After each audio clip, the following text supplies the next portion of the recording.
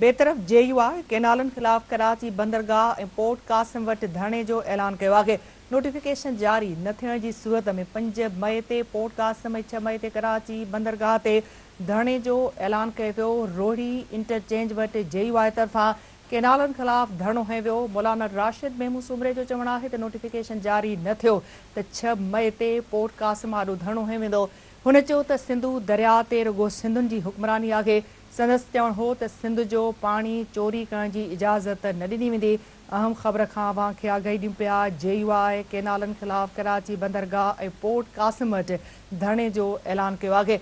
Notification जारी न थियण जी सूरत में 5 मई ते पोर्ट कासिम ऐं 6 मई ते कराची बंदरगाह ते धरणे जो ऐलान कयो वियो आहे। रोहिड़ी इंटरचेंज वटि JUI तरफ़ां केनालनि ख़िलाफ़ धरणो हंयो वियो। मौलाना राशिद महमूद सुमरे जो चवणु आहे त नोटिफिकेशन जारी न थियो त 6 मई ते पोर्ट कासिम आॾो धरणो हंयो वेंदो। हुन चयो त सिंधु दरिया ते रुॻो सिंधुनि जी हुक्मरानी आहे। संदसि चवणु हो त सिंध जो पाणी चोरी करण जी इजाज़त न ॾिनी वेंदी। अहम ख़बर खां अव्हां खे अपडेट कंदा पिया हलूं। JUI केनालनि ख़िलाफ़ कराची बंदरगाह ऐं पोर्ट कासिम वटि धरणे जो ऐलान कयो आहे। नोटिफिकेशन जारी न थियण जी सूरत में 5 मई ते पोर्ट कासिम ऐं 6 मई ते कराची बंदरगाह ते धरणे जो ऐलान कयो वियो आहे। रोहिड़ी इंटरचेंज वटि JUI तरफ़ां केनालनि ख़िलाफ़ धरणो हंयो वियो आहे। मौलाना राशिद महमूद सुमरे जो चवणु आहे त नोटिफिकेशन जारी न थियो त 6 मई ते पोर्ट कासिम आॾो धरणो हंयो वेंदो।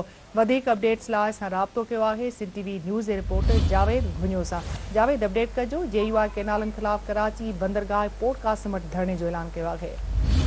जी, JUI पारां अॼु रोहिड़ी में जेको इंटरचेंज वटि जेको धरणो हंयो वियो केनालनि ख़िलाफ़, JUI जो सूबाई जनरल सेक्रेटरी मौलाना राशिद महमूद सुमरे धरणे जो ख़िताब कंदे चयो आहे त 2 मई ते अगरि जेकॾहिं नोटिफिकेशन केनाल ठहण जो वापसि न वरितो वियो त 2 मई ते 2 मई खां पोइ 5 मई ते जेको आहे कासिम पोर्ट ऐं जेको आहे 6 मई ते कराची पोर्ट ते धरणो हणी जेको उनखे मुकमिल तौरु जेको आहे बंदि कयो वेंदो। को बि उतां जो कंटेनर जेको उतां पंजाब जेको आहे न छॾियो वेंदो।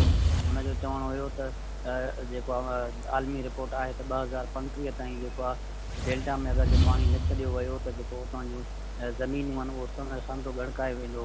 ऐं आलमी जेको रिपोर्ट आहे त कराची खां वठी बदीन ताईं जेको आहे सो दीवार कई वञे। हुन चयो त असां पीअण जो पाणी न आहे त असां डेल्टा ॾे कीअं छॾियूं।